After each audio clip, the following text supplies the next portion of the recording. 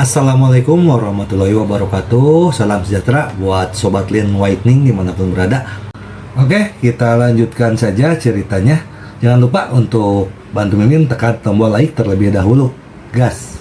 Bab 1856 sampai bab 1860. Helena tidak menyangka Marvin menelepon untuk mengatur kursi VIP untuk neneknya. Dia tahu bahwa dengan kekuatan keluarga kerajaan Nordik, mereka bahkan tidak bisa masuk ke dalam 200 orang pertama yang mendaftar. Jadi kualifikasi apa yang mereka miliki untuk menempati kursi VIP yang lebih langka? Oleh karena itu, dia berkata dengan rasa takut, "Tuan Ye, apakah ini akan mempersulit Anda? Sebenarnya, Anda tidak perlu bersusah payah seperti itu, Ye Chen." Di telepon tersenyum tipis dan berkata dengan serius, "Nenekmu akan melakukannya untukku. Dia telah melakukan banyak pekerjaan publisitas, jadi tentu saja aku ingin mengucapkan terima kasih. Tapi itu juga tergantung suasana hatinya. Akan lebih baik jika dia bersedia datang. Jika dia tidak mau pergi sejauh ini, maka saya tidak akan memaksanya. Helena sedang sibuk." Berkata, "Tidak, tidak. Sejujurnya, Tuan Ye, nenek saya masih memberitahu saya tentang hal ini sekarang. Dia merasa bahwa sumber keuangan keluarga kerajaan Nordik kita mungkin menyulitkan untuk akhirnya terpilih. Tapi dia ingin pergi ke pelelangan untuk berkembang. Dia telah belajar banyak, tapi dia merasa sangat tertekan. Saya yakin dia akan sangat bahagia setelahnya mengetahui hal ini." Ye Chen tersenyum dan berkata, "Bagus sekali, katakan ini padanya dan buat dia bahagia. Adapun undangannya, saya akan mengirimkannya dalam beberapa hari." "Oke," Helena berkata dengan gembira. "Terima kasih, Tuan Ye." Ye Chen tersenyum, "Ini semua sepele. Jadi tidak perlu membicarakan terima kasih, Helena." Tanpa sadar bertanya, "Tuan Ye, bolehkah saya pergi?" Ye Chen bertanya dengan heran, "Anda identitasmu harusnya lebih sensitif kan? Dengan identitasmu yang sekarang, sebaiknya gunakan jalur diplomasi untuk pergi ke negara lain. Datang untuk ikut lelang?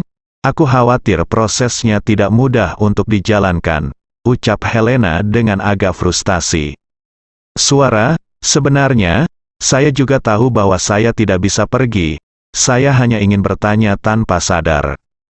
Ye Chen tersenyum dan berkata, "Tidak masalah. Jika lelang ramuan peremajaan berhasil, jika waktunya tepat di masa depan, kita bisa mengadakannya di Eropa Utara, dan kita bisa mengadakannya bersama dengan keluarga kerajaan Nordik. Dalam hal ini, sebagai Ratu Eropa Utara, Anda dapat menghadirinya secara terbuka dan sebagai tamu terhormat." Helena ingin pergi ke pelelangan pil peremajaan, bukan karena dia ingin melihat apa yang berbeda dari pelelangan tersebut, tetapi terutama karena dia ingin bertemu Ye Chen. Dia tidak tahu apakah Ye Chen tidak mengerti, atau apakah dia mengerti dan berpura-pura bodoh, dan bahkan membawa topik itu ke pelelangan di Eropa Utara di masa depan.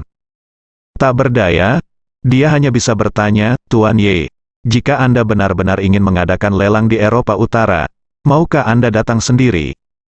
Ye Chen berkata dengan sangat percaya diri, "Tentu saja, untuk masalah sepenting itu, saya akan melakukannya pasti datang sendiri." Helena merasa sedikit lebih nyaman sekarang. Jika ini masalahnya, maka dia masih memiliki kesempatan untuk bertemu Ye Chen. Jadi, dia dengan cepat berkata, "Tuan Ye, maka masalah ini telah diselesaikan. Anda tidak boleh terlalu melupakan banyak hal, jangan khawatir." Ye Chen berkata dengan serius, "Saya pasti akan menghormati masalah ini." "Oke." Suasana hati Helena tiba-tiba cerah, dan dia berkata dengan gembira, "Kalau begitu aku akan menunggu kabar baikmu di Eropa Utara."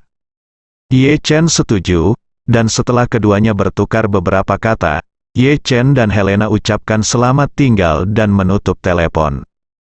Helena menekan telepon di dadanya dengan kedua tangannya, merasa sangat bahagia. Dia masih memiliki aura ratu glamor sebelumnya, dan dia terlihat persis seperti gadis muda yang sedang jatuh cinta. Ratu tua buru-buru melangkah maju dan bertanya dengan rasa ingin tahu, "Helena, Apakah Ye Chen memanggilmu untuk sesuatu? Helena berkata dengan gembira, Nenek, Tuan Ye menelepon saya untuk memberitahu saya bahwa Anda memesan kursi VIP untuk pelelangan. Benarkah? Ketika Ratu Tua mendengar ini, dia tiba-tiba bersorak dan bertanya dengan penuh semangat, Tuan Ye, apakah dia benar-benar mengatakan itu? Ya. Helena mengangguk dengan serius dan menambahkan, Tuan Ye berkata bahwa undangan akan dikirim dalam beberapa hari, dan kemudian kamu bisa pergi ke Jinling untuk berpartisipasi dalam pelelangan, dan kamu akan berpartisipasi sebagai tamu terhormat. Oh. Omong-omong, Tuan Ye juga mengatakan bahwa dia mungkin datang ke Eropa Utara di masa depan dan bergandengan tangan dengan keluarga kerajaan Nordik kita untuk mengadakan lelang pil peremajaan. Ratu Tua itu langsung gembira dan berkata dengan penuh semangat, bagus, sungguh hebat. Bahkan orang-orang kaya yang bernilai ratusan miliar itu tidak memiliki kesempatan untuk mendapatkan status VIP. Jika Ye Chen dapat memberi saya status VIP, maka ini Nordik kami keluarga kerajaan pasti akan membuat banyak orang terkesan, jika kita bisa bersama-sama mengadakan lelang pil peremajaan di masa depan, maka reputasi keluarga kerajaan Nordik kita di seluruh dunia akan meroket. Setelah mengatakan itu, dia hanya bisa menghela nafas. Oh, Tuan Ye benar-benar memberi saya, wanita tua ini, terlalu banyak wajah. Begitu dia selesai berbicara, dia dengan cepat mengubah kata-katanya dan berkata, tidak, Tuan Ye pasti tidak melakukannya untuk wajah saya, itu pasti untuk wajahmu, Helena. Tuan Ye yakin di dalam hatinya itu kamu. Kalau tidak, bagaimana mereka bisa memberi kita begitu banyak lampu hijau? Helena merasa manis setelah mendengar ini, dan kemudian berkata kepada Ratu Tua dengan sangat serius, Nenek, meskipun Tuan Ye memberimu kursi VIP, tetapi kamu harus tahu bahwa kami tidak memiliki kekuatan untuk bersaing memperebutkan pil peremajaan. Jika saatnya tiba, kamu harus menunjukkan wajahmu dan jangan ikut campur dalam penawaran pil peremajaan. Ratu Tua mengangguk dan berkata, jangan khawatir, dalam hatiku. Aku tahu bahwa sedikit uang yang kita miliki mungkin tidak cukup untuk memenuhi harga awal. Aku tidak akan pergi ke lelang untuk membuat diriku terlihat buruk. Aku hanya akan pergi melihat dunia dan memperluas kontakku. Itu bagus. Helena mengangguk. Dia tidak bisa menyembunyikan kegembiraannya dan berkata, masih ada kurang dari 20 hari sampai pelelangan dimulai. Saya harus memanfaatkan waktu untuk menyiapkan hadiah untuk Tuan Ye. Ketika saatnya tiba, nenek pekerja keras saya akan membantu saya membawakannya dan memberikannya kepadanya, dan pada saat yang sama.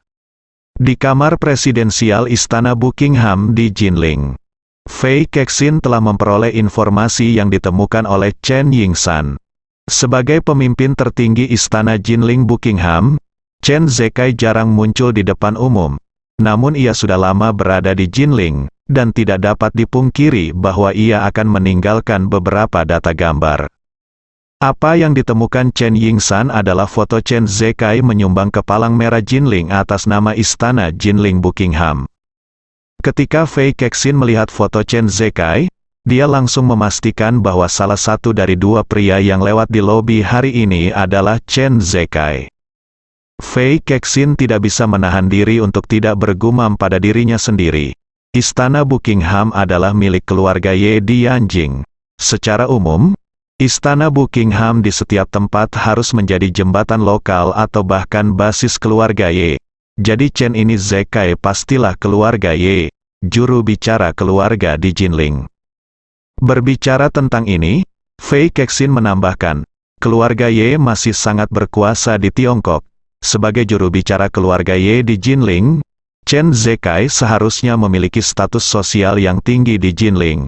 Ya, mengapa Anda begitu menghormati yang disebut, Tuan? Chen Yingshan berkata, Nona, keluarga Ye Dianjing dibalaskan oleh Istana Wanlong di dunia tentara bayaran beberapa waktu lalu. Konon separuh dari harta keluarga langsung diberikan. Dia dengan enggan meminta Istana Wanlong untuk melepaskannya. Status keluarga Ye akhir-akhir ini menurun. Inilah alasan utama mengapa bisnis hotel keluarga Ye begitu sepi. Saya pikir Tuan Ye yang baru saja Anda sebutkan mungkin adalah Chen Zekai, seorang ahli Feng Shui yang mencari nasihat medis ketika dia sakit. Fei Kexin mengangguk dan berkata dengan serius, "Ketika saya mendengar nama Tuan Ye, saya juga berpikir begitu. Tetapi ada hal yang sangat aneh tentang masalah ini. Tuan, mengapa Anda bertemu Chen Zekai dan Song Wanting, dikombinasikan dengan spekulasi saya sebelumnya bahwa Istana Buckingham kemungkinan besar adalah lokasi lelang ramuan peremajaan? Mungkinkah keluarga Jinling Song bekerja sama dengan keluarga Yan Jingye?" Chen Yingsan berkata setuju. "Saya pikir ini sangat mungkin, meskipun keluarga Song sangat berkuasa di Jinling. Skala mereka hanya 1 hingga 200 miliar yuan. Meskipun keluarga Ye telah diberikan setengah dari properti keluarga oleh Istana Wanlong, jauh lebih kuat daripada keluarga Song. Keluarga Song dan kerjasama antara keluarga Ye bermanfaat bagi kedua belah pihak.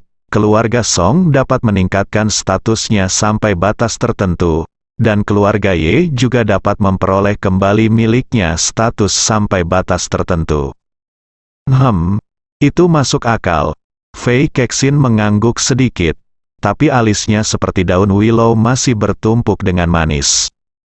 Segera, dia teringat sesuatu dan berkata kepada Chen Yingsan, "Ngomong-ngomong, saya mendengar mereka berbicara tentang seorang pria bernama Hong Wu.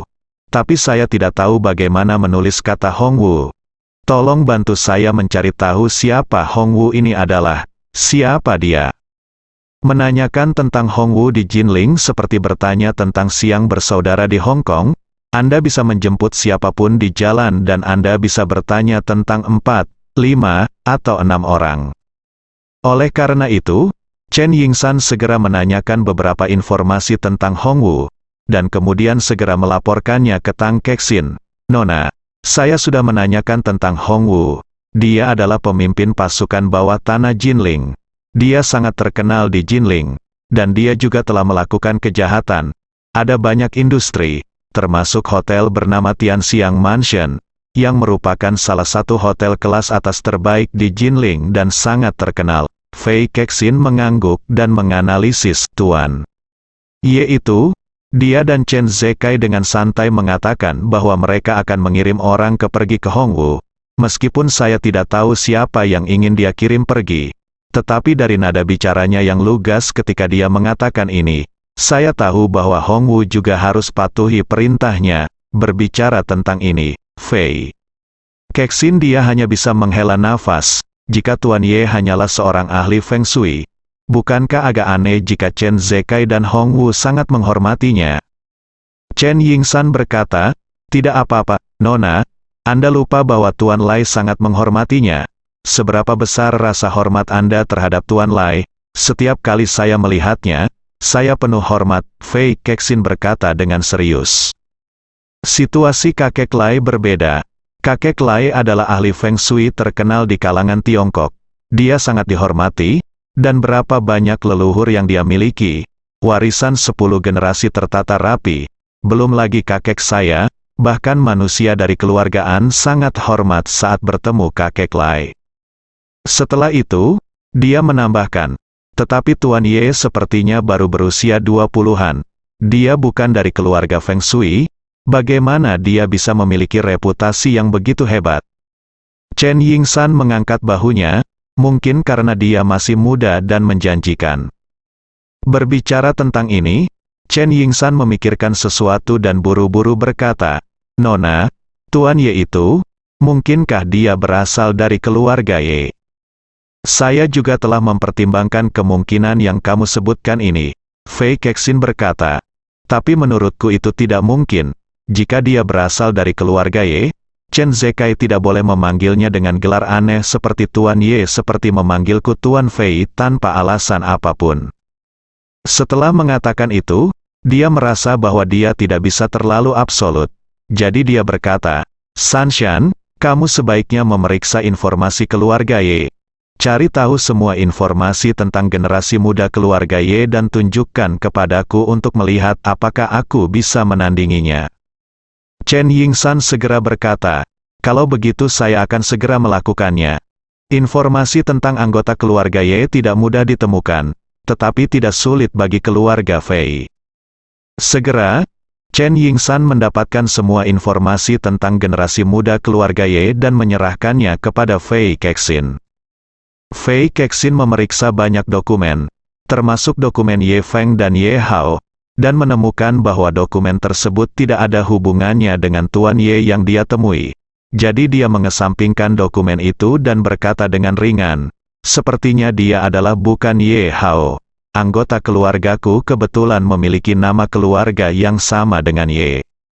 Setelah hening sejenak, dia mengerutkan kening dan berkata, "Sekarang aku bertanya-tanya apakah Tuan Ye ini ada hubungannya dengan pil peremajaan, dan apakah dia klien pil peremajaan?" Chen Yingsan berkata dengan terkejut, "Nona, ini seharusnya tidak mungkin, pemuda itu baru berusia 20-an. Tidak mungkin bagi seseorang berusia 20-an untuk menanganinya. Piring sebesar itu dan menangani beberapa ratusan orang kaya raya telah tertarik. Belum lagi, hal-hal seperti pil peremajaan bukanlah sesuatu yang dimiliki anak muda." Fei Kexin juga setuju dengan kata-kata Chen Yingsan, mengangguk dan berkata, "Saya punya ide yang sama seperti Anda. Saya selalu merasa bahwa klien di balik pil peremajaan tidak boleh seorang pria muda." Setelah mengatakan itu, dia menambahkan, "Namun, Tuan Ye itu dapat membuat Chen Zekai dan Hongwu sangat menghormatinya. Saya pikir dia cukup cakap. Pernahkah Anda bertanya tentang orang ini? Apa yang terjadi?" Pertanyaan, Chen Yingsan buru-buru berkata, "Tidak seperti Hongwu. Nama Hongwu diketahui semua orang di Jinling. Tetapi sepertinya tidak ada yang tahu namanya dari Tuan Ye. Tidak ada seorang pun yang tahu." Fei Kexin bahkan lebih terkejut lagi dan berkata, "Chen Zekai sangat menghormatinya. Tidak ada seorang pun di Jinling yang tahu tentang orang seperti itu. Itu benar." Chen Yingsan berkata dengan serius, "Setiap orang yang kami konsultasikan mengatakan bahwa saya belum pernah mendengar tentang Guru Ye. Faktanya, Ye Chen selalu sangat rendah hati. Meskipun banyak orang di Jinling mengetahui namanya, Tuan Ye, mereka pada dasarnya adalah bangsanya sendiri." Satu-satunya saat Ye Chen muncul di depan umum adalah pada konferensi metafisika di mana dia disambar petir dan meninggal di Zhenhai. Namun, sebagian besar orang yang datang untuk menghadiri konferensi metafisika bukan dari Jinling.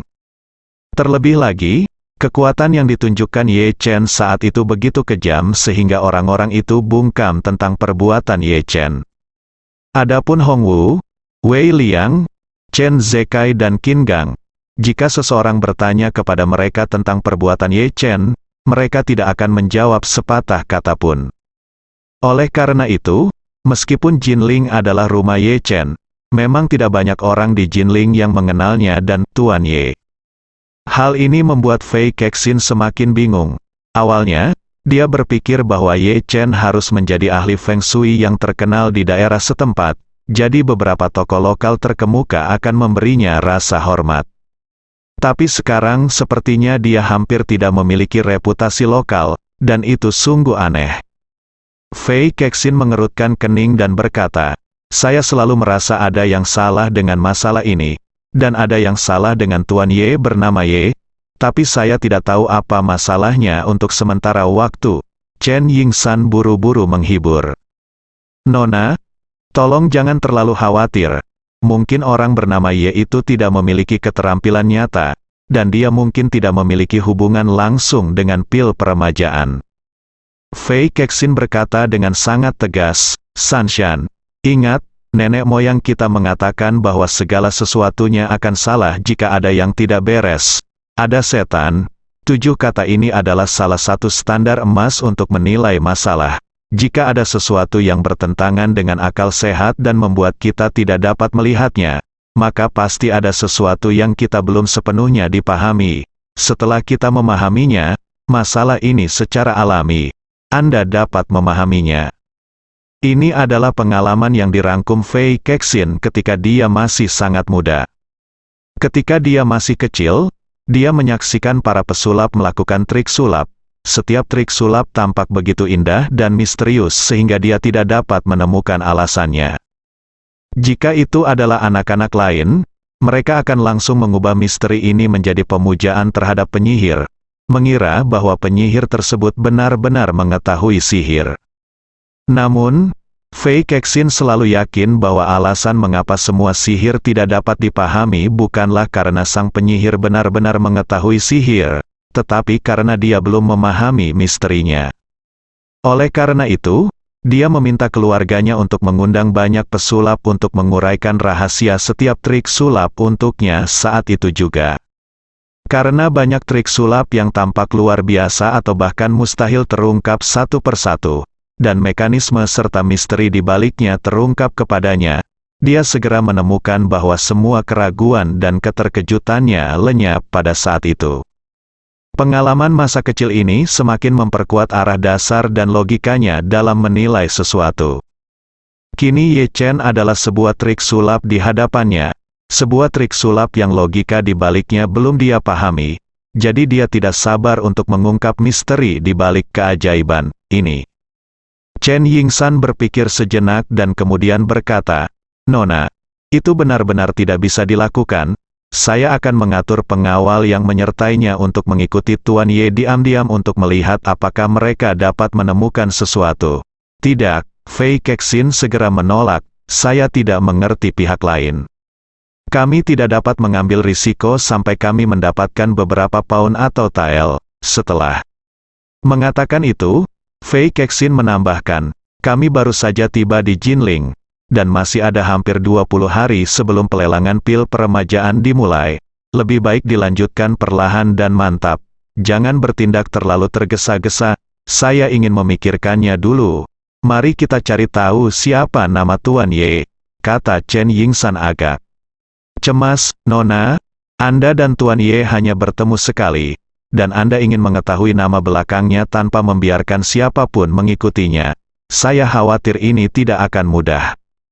Fei Kexin mengangguk dan berkata, "Saya memikirkan ini." Saat dia mengatakan itu, dia tersenyum sedikit dan menambahkan, "Untungnya, masih ada dua petunjuk, Chen Zekai dan Hongwu." Di sini, Fei Kexin berkata, "Pergi ke rumah Tian Xiang di Hongwu dan tanyakan padanya apa konsumsi tertinggi tarifnya ada. Lalu beri saya kontrak 1 bulan sesuai standar tertinggi. Mulai sekarang, kami akan membayarnya setiap hari pada siang dan malam hari. Saya yakin Anda akan diberi imbalan jika Anda pergi ke Tian Xiang Mansion untuk makan." "Oke," Chen Yingsan segera berkata, "Jangan khawatir, Nona, saya akan segera melakukannya." Fei Kexin bertanya lagi, "Ngomong-ngomong, periksa apakah ada dokter terkemuka terkenal di Jinling, terutama pengobatan Tiongkok. Saya selalu merasa sungguh menakjubkan pil Jiuxuan Zaizao diproduksi di tempat sederhana seperti Jinling. Sungguh aneh menjadi mampu menghasilkan pil peremajaan." Chen Yingsan segera mengangguk dan berkata, "Oke, Nona, saya akan meminta seseorang mencari tahu secepat mungkin." Hari-hari Hongwu sangat santai akhir-akhir ini. Setelah keluar untuk inspeksi setiap hari, dia kembali ke lantai atas Tian Xiang Mansion, minum teh dan mendengarkan musik, merasa santai dan nyaman. Namun, di malam hari, Chen Zekai tiba-tiba meneleponnya dan berkata dengan nada serius, "Hongwu, peternakan anjingmu harus segera disiapkan. Produk baru akan diterima malam ini." Hongwu sedang berbaring. "Saya sedang minum teh dari apot tanah liat ungu dengan pegangan di kursi malas." Ketika saya mendengar ini, saya segera duduk tegak dan bertanya, "Tuan Chen, berapa banyak barang yang akan dikirimkan malam ini?" Chen Zekai tersenyum dan berkata, "Jika tidak ada yang lain, 7 atau 8. Jika ada lebih banyak orang yang diantar ke pintu, mungkin jumlahnya genap." "Oh tidak," Hongwu berseru, "mengapa ada begitu banyak?" Chen Zekai berkata tanpa daya, "Hei, lupakan saja. Keduanya ada gelombang agen yang dikirim oleh Tiang Siwes untuk menyelidiki Jiuxuan Pharmaceutical. 7 atau 8 orang ini semuanya ditangkap di Jiuxuan Pharmaceutical. Ada juga lusinan orang yang berkeliaran di Jiuxuan Pharmaceutical sepanjang hari. Sekarang kami belum dimulai. Setelah mengatakan itu, Chen Zekai menambahkan, Anda harus berhati-hati dengan kumpulan barang yang dikirimkan kepada Anda. Orang-orang ini semua adalah agen dan terlatih dengan baik, jadi jangan biarkan mereka melarikan diri, lari. Hongwu terkekeh dan segera berkata, Tuan Chen, jangan khawatir. Belum ada orang yang bisa melarikan diri dari peternakan anjing Hongwu yang lahir. Setelah itu, dia buru-buru berkata, ketika orang-orang datang, saya bertanya. Dulu anak buahku mematahkan kaki mereka, dan kemudian memberi setiap orang rantai anjing besi murni besar seberat 30 kg, dan kemudian memasang 3 kunci besar seberat 1 kg untuk membiarkan mereka lari. Kami bahkan tidak bisa melarikan diri, jangan repot. Repot saya, Chen Zekai berkata dengan tergesa-gesa. Tuan muda berkata bahwa orang-orang ini memiliki identitas sensitif. Jelas tidak cocok dan aman untuk tinggal bersama Anda dalam waktu lama. Jadi saya berencana untuk menunggu waktu yang tepat untuk menggunakannya. Semua kapal dikirim ke Suriah. Apa kegunaan lain kelompok orang ini di Suriah? Hongwu bertanya dengan heran. Kirim ke Suriah? Orang-orang ini memiliki status khusus. Bagaimana mereka bisa dikirim? Chen Zekai berkata sambil tersenyum, kebetulan Tuan Muda akan mengirim kapal untuk mengantarkan makanan ke Suriah sebentar lagi. Jadi dia berkemas dan mengirim semua orang ini ke sana. Hamid di sana sekarang mendengarkan saran Tuan Muda itu, dan memulai proyek menggali gua. Tim yang dimaksud Tuan Muda adalah mengirim orang-orang ini ke Hamid untuk bekerja sebagai pekerja penggalian, yang dapat dianggap memanfaatkan mereka sebaik-baiknya. Jika kaki mereka patah, maka mereka tidak akan melakukannya, dapat melakukan apapun selain makan, minum, dan buang air besar. Ketika Hongwu mendengar ini, dia segera berkata, Tuan Chen, jika Anda tidak dapat mematahkan kaki Anda, maka tekanan keamanan pada saya sangat besar. Ini bukan salah satu atau dua agen, tapi 7, 8 atau bahkan lusinan agen. Saya khawatir orang-orang di bawah saya tidak akan bisa menjaga mereka. Berkata, Hongwu menambahkan, itu agen dalam film James Bond, Tom Cruise, semuanya sangat cakap, sangat, tidak ada yang bisa melindungi mereka. Chen Zekai berkata sambil tersenyum, kamu telah menonton terlalu banyak film. Agen pada kenyataannya juga manusia makhluk. Apakah Anda benar-benar berpikir mereka maha kuasa di langit dan bumi? Setelah itu, Chen Zekai berkata lagi, dia memerintahkan, Tuan Muda telah menyuruhmu membangun sangkar besar terkuat. Jika saatnya tiba, kamu akan menelanjangi orang-orang ini telanjang. Pastikan mereka tidak menyembunyikan peralatan apapun dan mengunci semuanya. Setelah terkunci, biarkan orang pergi. Tutup saja pintu dari luar dan biarkan mereka makan, minum, dan buang air kecil di dalam. Tidak peduli seberapa bagus mereka dalam melarikan diri. Mereka tidak dapat melarikan diri. Saya tidak percaya mereka dapat menggigit sangkar las Anda. Kemudian, Chen Zekai bertanya, dia kemudian menghibur, jangan terlalu memaksakan tekanan psikologis pada diri Anda sendiri. Semua penjahat dalam film itu mengalami keterbelakangan mental. Jadi karakter yang baik dapat melarikan diri apapun yang terjadi. Jika Anda benar-benar menelanjangi mereka dan mengelas mereka sampai mati dalam sangkar besi besar, itu saja. Tidak mungkin untuk melarikan diri bahkan jika ada 100.000 orang, 007 berkumpul bersama. Mendengar ini, Hongwu menghela nafas lega dan berkata sambil tersenyum, ini ide yang bagus, dengan cara ini akan lebih mudah bagiku. Tuan Ye memerintahkanku terakhir kali aku merenovasi dan meningkatkan peternakan anjing. Kandang baru yang saya ganti terbuat dari besi baja setebal 30 mm, disusun dalam 2 lapisan, lapisan dalam dan luar, berbentuk tic-tac-toe. Kalau kandang ini benar-benar dilas, gajah pun bisa akan mati. Tidak bisa kehabisan. Itu bagus. Chen Zekai bertanya kepadanya dengan tergesa-gesa, di mana kamu? Hongwu berkata, saya di Tianxiang Mansion, saya akan pergi ke peternakan anjing sekarang. Baik, Chen Zekai berkata buru-buru, kalau begitu aku akan pergi ke sana juga. Mari kita bertemu di peternakan anjing. Oke. Hongwu menutup telepon Chen Zekai, segera berdiri, mengambil kunci mobil dan bersiap untuk pergi ke peternakan anjing, lapangan. Pada saat ini, manajer Tianxiang Mansion berlari dengan cepat dan berkata dengan terengah-engah, "Kelima, Tuan Wu, di bawah, ada pelanggan besar di bawah." Hongwu mengerutkan kening dan bertanya, "Pelanggan besar apa?" Manajer sedang sibuk, dia berkata, "Seseorang ingin memesan kotak berlian kami selama sebulan." "Siapa itu?" Hongwu bertanya dengan heran. "Apakah sakit datang ke Tianxiang Mansion selama sebulan?" Manajer itu juga sangat bingung berkata, "Saya juga tidak mengerti. Ketika orang itu datang, dia bertanya kepada kami kios apa yang paling mahal. Saya mengutip harga 200.000 yuan untuk makan di kotak berlian tanpa minuman. Dia tidak, jangan katakan apa-apa, sudah dipesan selama sebulan, dan ada 2 kali makan di siang dan malam hari. Jadi jika digabungkan, itu berarti 60 kali makan, 12 juta. Hongwu mengerutkan kening dan berkata, "Apakah kamu gila? Mungkinkah dia sedang mempermainkanmu tujuan?" "Tidak," manajer itu berkata dengan tergesa-gesa, "wanita jalang itu sangat keren. Saya bilang minimumnya adalah 12 juta. Jika benar, saya akan memberinya diskon dan dia akan membayar koleksi Tianxiang Mansion kami akun langsung di tempat. Dia meminta kami untuk meningkatkan kualitas hidangan kami ke tingkat yang lebih tinggi." Setelah itu, manajer meminta kredit dan berkata, "Tuan Wu, ini 15 juta, rumah Tianxiang kami sejak pembukaan, saya belum pernah menerima pesanan sebesar ini." Hongwu segera berkata dengan marah, "Siapa yang memintamu mengumpulkan uang? Biasanya aku harus menggunakan kotak berlian ini untuk menghibur Tuan Ye.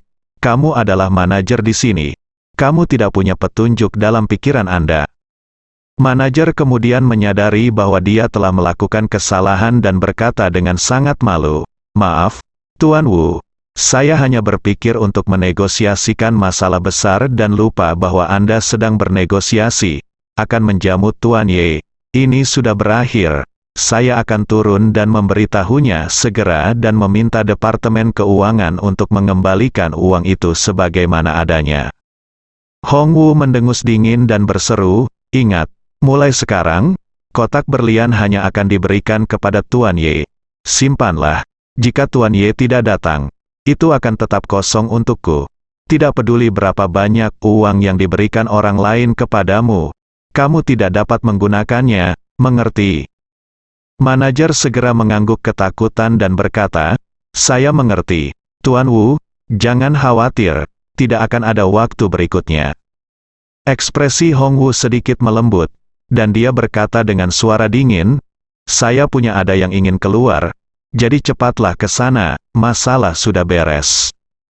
Setelah mengatakan itu, dia membuka pintu dan naik lift ke bawah. Ketika Hongwu meninggalkan Tianxiang Mansion, dia kebetulan melewati meja depan dan melihat seorang wanita berpakaian profesional berdiri di samping meja depan, memikirkan apa yang dikatakan adik laki-lakinya tadi. Dia tanpa sadar meliriknya.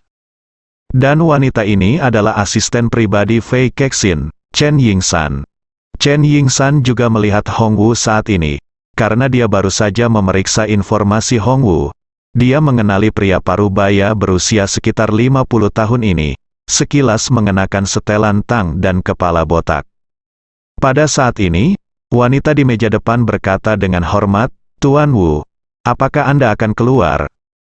Hongwu bersenandung, mengangguk, dan memandang Chen Yingsan, merasa bahwa wanita ini memandangnya dengan sedikit aneh.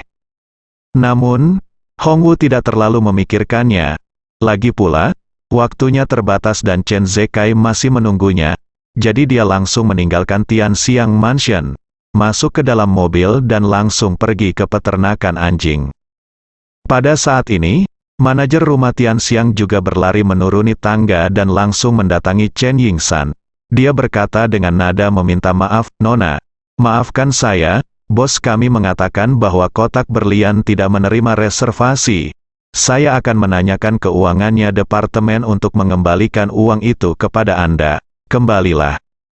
Chen Yingsan bertanya dengan heran. Mengapa Anda membuka pintu untuk bisnis, dan saya membayar Anda biaya 1 bulan sekaligus? Mengapa Anda tidak setuju? Manajer berkata tanpa daya, inilah yang dimaksud bos kami. Saya benar-benar minta maaf. Chen Yingsan bertanya balik, apakah menurut Anda uangnya tidak cukup? Jika tidak, saya dapat memberi Anda lebih banyak. Manajer itu berkata dengan tergesa-gesa, Nona, ini bukan tentang uang. Kotak berlian tidak menerima reservasi karena ini adalah keputusan bos kami. Tidak ada yang bisa saya lakukan tentang peraturan. Chen Yingsan sedikit marah dan bertanya, kalau begitu, bisakah saya memesan kotak terpisah? Apakah kamu tidak punya kotak emas? Ketika manajer mendengar ini, dia buru-buru berkata, itu tidak masalah. Chen Yingsan hanya bisa berkata dengan marah, oke, kalau begitu saya akan memesan kotak emas, Anda tidak perlu mengembalikan uangnya, Anda masih bisa menyiapkannya untuk kami sesuai dengan level kotak berlian, makanan. Setelah Chen Yingsan kembali ke istana Buckingham, dia melaporkan semua yang dia temui di rumah Tian Xiang kepada Fei Kexin. Setelah mendengar ini, Fei Kexin segera berkata dengan tegas, saya kira kotak berlian mereka disediakan untuk tamu penting, mungkin itu Tuan Ye. Setelah mengatakan itu, Fei Kexin tersenyum sedikit dan santai, berkata, ini lebih baik, mungkin kita bisa temui Tuan Ye itu dalam beberapa hari. Chen Yingsan menjulurkan lidahnya dan menghela nafas, untuk Tuan Ye itu, saya bahkan bisa menolak pesanan lebih dari 10 juta, reputasi Tuan Ye dengan Hong Wu ini terlalu bagus. Fei Kexin mengangguk sedikit, mengerucutkan bibirnya, dan berkata dengan penuh minat, saya semakin penasaran dengan Guru Ye. Segera, mata Fei Kexin tiba-tiba berbinar dan dia berkata, Sanshan, mari kita lihat apakah ada villa di dekat gunung dan sungai di Jinling. Jika demikian, belilah satu. Chen Yingsan bertanya dengan heran, Nona, mengapa Anda ingin melakukan ini tiba-tiba, membeli villa di Jinling? Fei Kexin berkata dengan tersenyum, pada saat itu, saya akan meminta Tuan Ye untuk datang dan menunjukkan Feng Shui kepada saya. Chen Yingsan tiba-tiba mengerti dan bertanya dengan cepat, Nona, villa seperti apa yang ingin Anda beli? Apakah Anda ingin saya merapikannya naik? Apakah Anda ingin memilih informasinya terlebih dahulu? Fei Kexin melambaikan tangannya, ini hanya sebuah villa. Tidak perlu bersusah payah. Anda bisa melihatnya dan membelinya jika Anda menyukainya. Saya hanya memiliki 2 persyaratan. Rumahnya harus lebih besar dan lebih bias, ya. Bagi Fei Kexin, tidak peduli berapa banyak uang yang dia keluarkan untuk membeli villa di tempat seperti Jinling, tidak boleh melebihi 30 juta dolar AS. Proyek sekecil itu adalah tidak penting baginya dan tidak ada gunanya membuang-buang waktu. Dia hanya membiarkan Chen Yingsan mengambil keputusan, itu saja. Chen Yingsan juga tahu bahwa wanita tertua seperti dirinya selalu fokus pada hal besar dan melepaskan hal kecil. Dia terlalu malas untuk mengkhawatirkan masalah kecil apapun dan melimpahkan semua tanggung jawab kepada bawahannya. Jadi, dia berkata, baik, Nona, saya akan melakukannya besok pagi. Saat itu sudah malam, peternakan anjing Hong Wu sangat sibuk. Saat memperluas peternakan anjing, Hong Wu mengadopsi metode menyegel bagian atas dan menggali di bawahnya, memasang atap struktur baja di atas seluruh peternakan anjing. Pada saat yang sama, ia juga menggunakan panel pembangkit listrik fotovoltaik untuk menutupinya sepenuhnya, sementara bagian dalamnya sunyi, 2 lapisan penuh digali.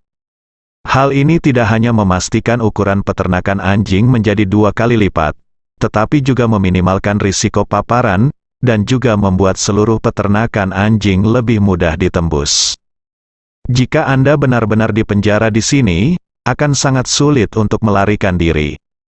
Segera, 2 van melaju ke peternakan anjing, dan kemudian beberapa tentara istana Wanlong mengawal 11 agen dari kendaraan pertama. Semua agen ini ditangkap oleh tentara Wan Longdian ketika mereka menyelinap ke Jiuxuan Pharmaceutical dan mencoba mencari tahu rahasia pil Jiuxuan Zai Zhao dari Jiuxuan Pharmaceutical. Mereka berpikir bahwa mereka terlatih dengan baik dan tetap tidak terlihat. Tetapi di depan tuan seperti Istana Wanlong, mereka tidak punya tempat untuk bersembunyi. Ketika mereka dikeluarkan dari mobil, mereka tidak tahu di mana mereka berada karena kepala mereka ditutupi tas hitam buram. Selain itu, tangan para agen ini diikat secara profesional dengan ikatan nilon yang melebar dan menebal. Agar tidak kabur, mereka menyatukan kedua tangan.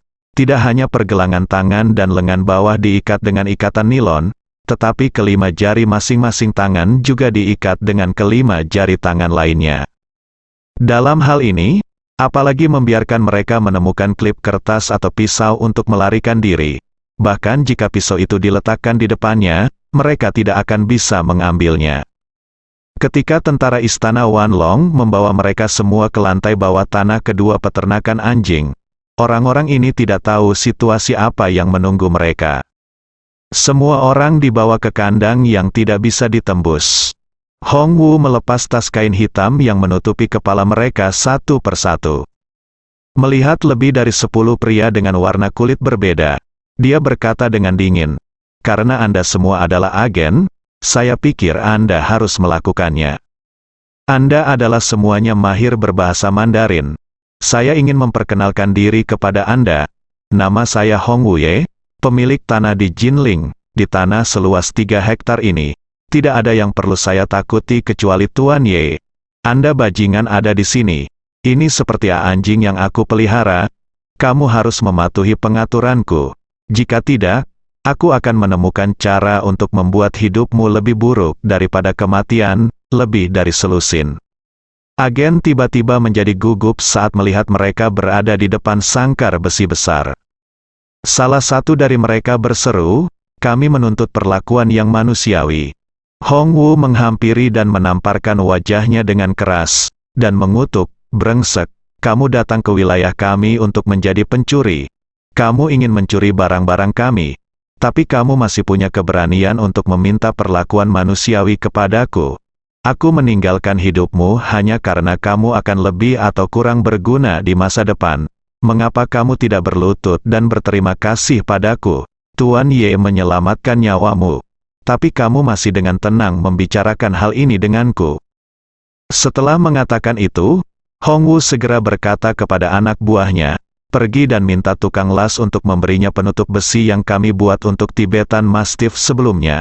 Las tudung di lokasi, kunci kepala babinya di dalam tudung, dan larang dia makan selama 3 hari, jika dia berani berbunyi bip sekali lagi, saya akan menjahit mulut anjingnya." Keganasan Hongwu segera membuat agen terlatih ini merasa rasa dingin di punggung mereka, jadi semua orang menutup mulut mereka dengan sadar dan menunggu dengan cemas pengumuman Hongwu.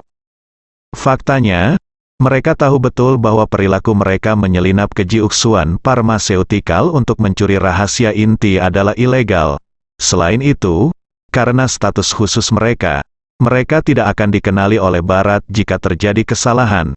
Jadi sekarang mereka hanya bisa biarkan orang lain memanfaatkannya dan berharap pada saat yang sama, kembali ke negaranya sendiri untuk menyelamatkan dirinya sendiri. Tak lama kemudian, tukang las Hongwu menggunakan batang baja tipis untuk mengelas topeng pada pria malang itu. Ketika dia meletakkan benda ini di kepalanya, mereka yang tidak mengetahuinya mengira itu meniru pemain anggar. Hongwu langsung mengunci tudung dengan kunci 3 cincin yang sangat biasa, dan berkata kepada pria itu dengan suara dingin, "Dengarkan baik-baik, jika kamu berani membuka tudung ini sendiri, saya akan meminta seseorang mengelasnya di lokasi.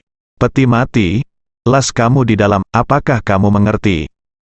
Begitu pria itu mendengar ini, dia buru-buru berkata dengan rendah hati, "Saya mengerti, saya mengerti." Hongwu dengan dingin memerintahkan adik laki-laki di sampingnya, "Singkirkan mereka.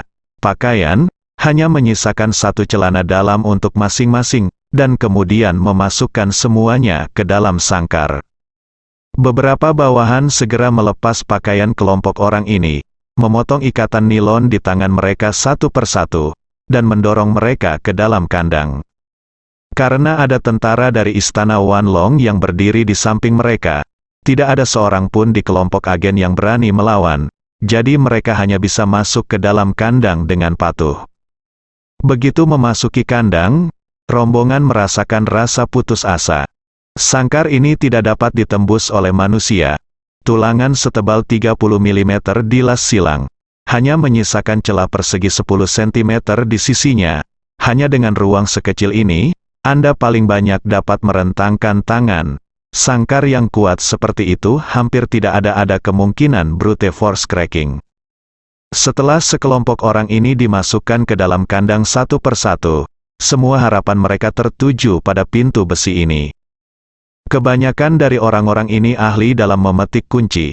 Selama kunci tersebut memiliki struktur mekanis yang normal, tidak terlalu sulit di mata mereka. Selama waktunya tepat, mereka akan memiliki kesempatan untuk melarikan diri dengan membuka kunci secara diam-diam. Namun, ketika mereka sedang bermimpi tentang cara mendobrak pintu sel, mereka melihat beberapa anak buah Hongwu berlari mendekat, menyeret kabel listrik dan mesin las, berjongkok di depan pintu sel, dan terdengar suara retakan di depan pintu besi. Untuk sesaat, api yang dihasilkan saat pengelasan ada di mana-mana. Kelompok orang ini langsung menjadi pucat, dan hati mereka dipenuhi keputusasaan. Pintu besinya sudah tertutup rapat, jadi jika mereka ingin kabur dari sini, hampir tidak ada kemungkinan kecuali memotong-motong dirinya sendiri terlebih dahulu. Hongwu memiliki aura kecerobohan yang kuat. Aura kecerobohannya tidak menakutkan di hadapan orang yang pernah mengalami hidup dan mati, serta mengalami angin dan ombak yang kencang, bahkan mungkin membuat orang merasa sedikit konyol. Namun, begitu dia berada di lingkungan yang cocok untuknya, aura sembrono dalam dirinya akan meledak menjadi pencegah yang sangat kuat. Saat ini, Hongwu sedang berdiri di depan kandang besi peternakan anjing, seperti seekor hiena Afrika yang berdiri di sabana Afrika yang tak berujung. Ini adalah halaman rumahnya. Di halaman rumahnya, bahkan singa, raja binatang buas, akan mengencangkan anusnya ketika melihat tampangnya yang garang.